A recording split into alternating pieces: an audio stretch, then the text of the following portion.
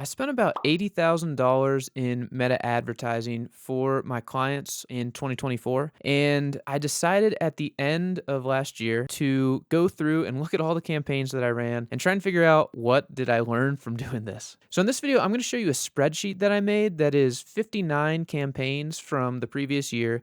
I ran more, but these are the ones that I still had access to when I was compiling the data. And I'm going to tell you what my 3 big takeaways were from looking at all that data. So if you are slightly nerdy, or if you're just interested in having some benchmarks to use for your own meta advertising campaigns, then I think this video will be helpful. So with that said, let's turn around to the old computer screen and I will show you all the data.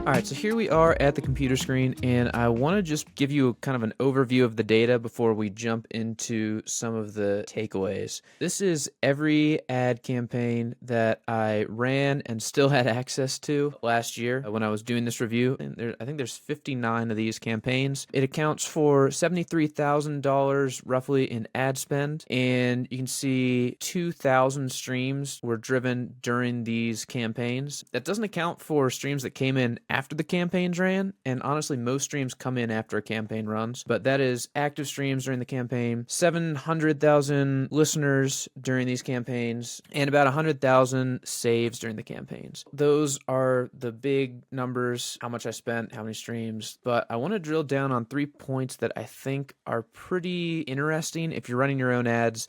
Just give you an idea of what to expect and kind of what to measure yourself against. So the first, maybe most obvious data point is 52 cents is the average CPR of these campaigns. So to me, that honestly sounds high. I get comments actually pretty frequently on YouTube videos that I make where I will have talked about an ad campaign and I'll say, oh, the CPR was 35 or 45 or whatever it was. And somebody will say, oh, dude, that sucks. I get like a 14-cent cost per result and I'm better than you. Maybe I'm reading too much into that, but maybe that's true. And maybe 52 cents is a very high CPR, but this is over like 59 different ad campaigns, and that is the average. So I've had, cost per result as low as 15 cents. So it hugely varies actually depending on what you are targeting. So I didn't do a ton of targeting breakdown here. There's obviously some variations. Some clients want specific groups of countries. Some clients have a very narrow age range that they want to target, but I did kind of broadly filter it. Were they targeting tier 1 countries only, or were they also including tier 2 countries? And with that broken down, the average cost of only targeting tier 1 countries was 66 cents per result. The average tier 1 and tier 2 cost per result was 47 cents. So there's a pretty big gap between those numbers, and your target hugely impacts what your cost per result will be. I haven't seen too much lower than like 15, and a campaign's still working and not going horribly off the rails with like some weird target. I guess I would say if you're above 70, at that point, you just have to have a huge budget to get enough clicks for those clicks to actually have relevance on Spotify. So that is data point 1, 52 cents per result as the average result. Feel free to hate on that, but that is across 59 campaigns. My next data point, I think, is even more interesting. This is how long it took a campaign to get to its lowest ever cost per result. Another way of saying this is like, how long did it take the campaign to get optimized? And the average time to the lowest CPR was 32 days. So we had some campaigns get there really fast. We had some campaigns take forever, I guess, to get there. The main takeaway from this is that you have to let a campaign run before you know if it is successful or not.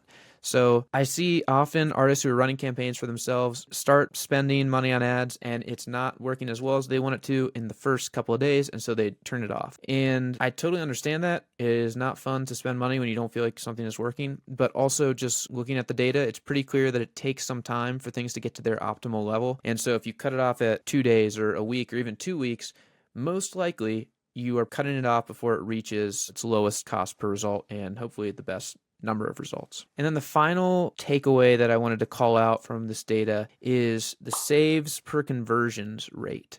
So what this is the amount of saves on a song on Spotify divided by the amount of conversions in the ads. And it's not exact because there are plenty of saves happening on many songs where the song has a ton of traction that is not just from the ads. And so saves are happening that are definitely not driven by the ads. So it's hard to say that this data is totally clean, but across 59 campaigns, an average ratio of saves to conversions is 56%. In other words, if you are driving 100 clicks on your ads, roughly 56 of those people should save the song on Spotify. And if you're seeing lower than that, it's probably a sign that your ads aren't working super well. If you're seeing higher than that, it is a good sign. It also might be a sign that you have a bunch more traffic from other sources, whether you're running marquee or you're just getting algorithmic traction or whatever it is. But you should be seeing somewhere in the realm of 50 to 60% of your ad clicks turning into saves of the song. That, in my opinion, is the number one way that you know an ad campaign is working, is if those clicks are translating to saves. There's a ton more here. Obviously, this is a big spreadsheet, but I didn't want to just give it away for free because I gave this specifically to the members in my community. So, I mean, you can watch this video, obviously, and maybe like pause the screen and try and look at the data. But yeah, if you have any questions on this, let me know in the comments. I'm happy to chime in. And if you want to see the whole thing, I do have it inside of my membership community. So you can join there and access all the data and play with it.